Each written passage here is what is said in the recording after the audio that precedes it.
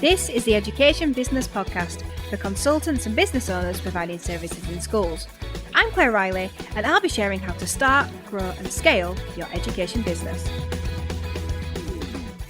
Hi everyone, so here I am with no script again. Let's see how it goes.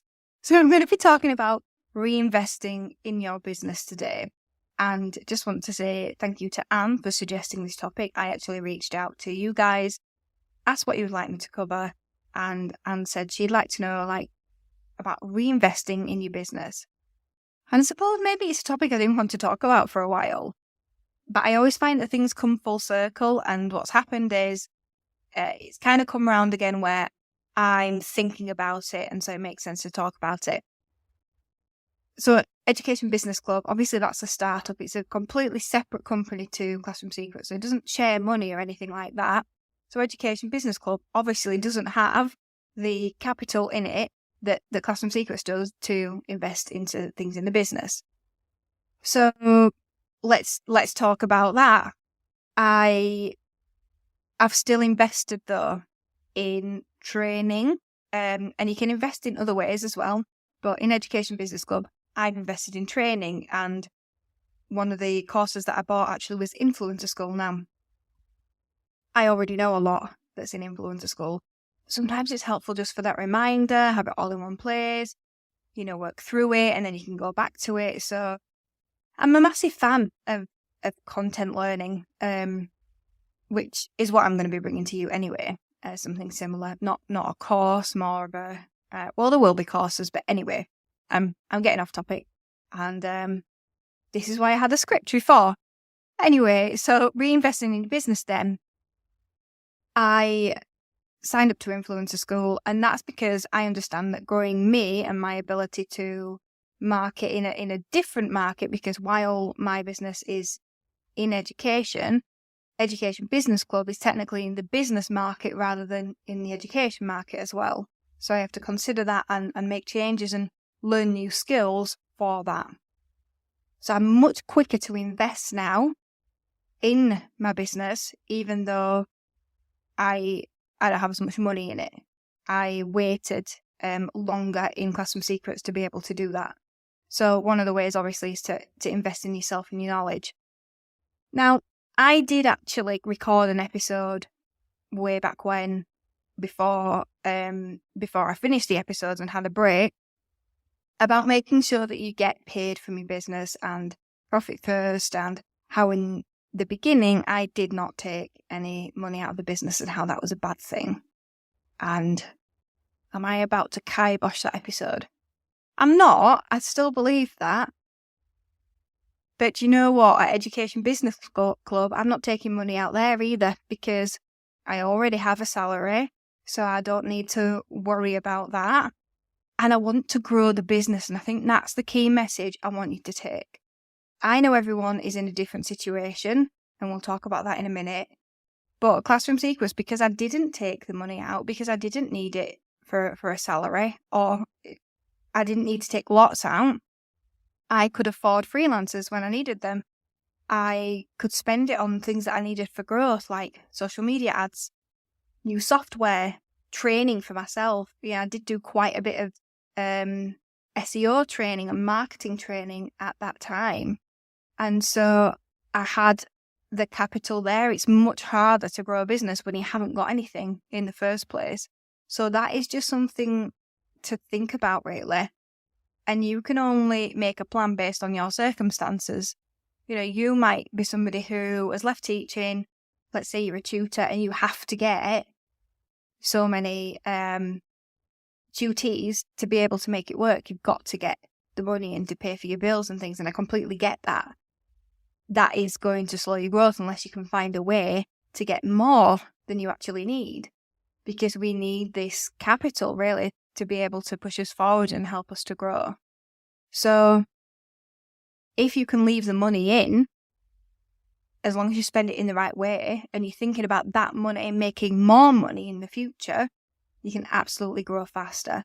And that's definitely what we did, because I built this buffer in the company, and then when resources did well, I used freelancers for those particular resources, and the money was there to be able to pay for them, and just also not worry about, oh, well, this has gone out this month. It might be that, I don't know, in April, maybe there were a lot more resources created and it cost a lot more money. And maybe in July that wasn't the case, or it could even be vice versa, even though July is a quiet month, because of the buffer that we built up in the company. We just saved a lot of money in the company. So it really is important to reinvest in your business if you want to grow it more quickly. So I really want you to take that one away, because I think when you look on social media and lots of influencers, everybody talks about getting money and having money now. And that obviously is important. I'm not saying that's not. And, I subscribe to that as well. I think we all have money stories and we all need to work on our money mindset. And I've talked about that before. But have we stopped saying, you kind of need to leave money in the business and use that for growth, just like you would leave it in a bank account, to make sure that, well, now we've got interest rates anyway.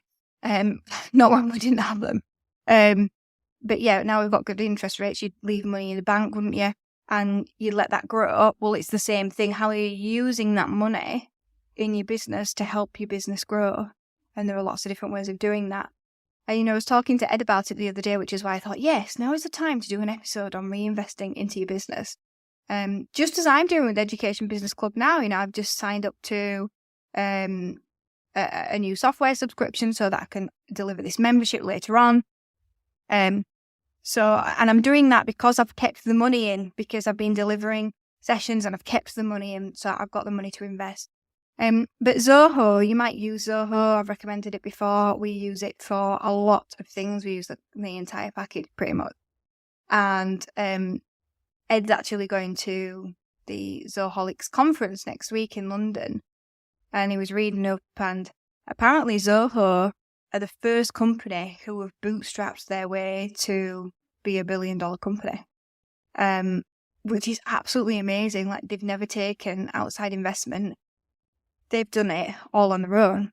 And, at Classroom Secrets, we've never taken outside investment. We've done it by just growing organically and pushing what we've got within the company and saving money within the company. So, yeah, it really is important to keep hold of your money, as well as make sure that you do get paid. And you might be thinking, oh my word, Claire, how am I going to do that? I'm only getting £100 a month. Well, I've talked about Profit First before. I've talked about the bucket of money. So put one aside for reinvesting back into the company. You don't have to take all of the profits as profit. You can just use them as retained profits to help grow the company. So, can you keep your money in and make more of it? That's my question to you. What will help you multiply the money that you have in the company? That's something to really think about over the next week. So I hope I've sparked something inside of you that'll get you thinking. Maybe go on a walk and ponder that one. But do reinvest in your business. Don't take all of the money out, because you really will stunt your growth. And you want to grow. That's why you're listening to this. But I really want you to grow. That's why I'm doing this for you. That's why I'm recording this episode. So, if it sparks something and you've got some thoughts, then message me on Instagram. I'd love that. I'd love to know that. I'd really helped you rethink how you are reinvesting in your business. And with that, I'll see you next week. Thank you for listening to the Education Business Podcast. To get more information to grow your business, sign up at educationbusinessclub.co.uk.